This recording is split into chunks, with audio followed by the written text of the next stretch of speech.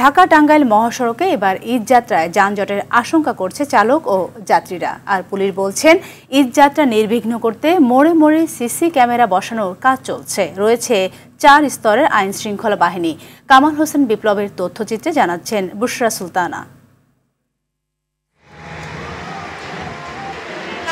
ঈদ যাত্রায় উত্তরবঙ্গগামী মানুষের প্রধান প্রবেশপথ চন্দ্রা এলাকায় যানজটের সমস্যা দীর্ঘদিনের। ফিটনেসবিহীন গাড়ি যত্রতত্র থামানো ও সড়কের পাশে কাউন্টার বসানোর ফলে এই যানজট তীব্র হয়। এবার এর সমস্যা সমাধানে 4 স্তরের আইন শৃঙ্খলা বাহিনী, মোড়ে মোড়ে সিসি ক্যামেরা ও 700 পুলিশ সদস্য মোতায়েন করা হয়েছে।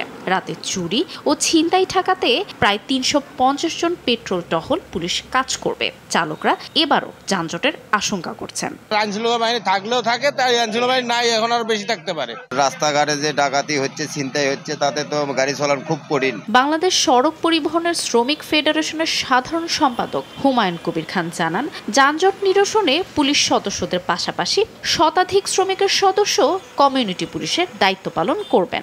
আমরা তালিকা করেছি প্রায় শতাধিক কমিউনিটি পুলিশের দায়িত্ব পালন করবে। সবাই অন্তত এই সার্ভিসটা দিবে। পুলিশ বলছে, চন্দ্রা এলাকা জুড়ে যাত্রীরা যেন নির্বিঘ্নে বাড়ি যেতে পারে, তার জন্য সকল ধরনের নিরাপত্তা জোরদার করা হয়েছে। সবসময় হাইওয়ে পুলিশ আপনার এই যে ঢাকার চারপাশে যে মহাসড়কগুলো আছে, ঢাকা থেকে এক্সিট এন্ট্রি যে মহাসড়কগুলো আছে, এই মহাসড়কগুলোতে আমাদের ট্রাফিক ব্যবস্থাপনা গ্রহণ করা হয়ে থাকে। ট্রাফিক ব্যবস্থাপনা অংশ হিসেবে আমাদের যে অতিরিক্ত ফোর্স মোতায়েন, সেটি আমরা করেছি। এসব পদক্ষেপ সফল হলে ঈদযাত্রীরা নির্বিঘ্নে গন্তব্যে পৌঁছাতে পারবেন, এই প্রত্যাশা সকলের। বুশরা সুলতানা, RTV।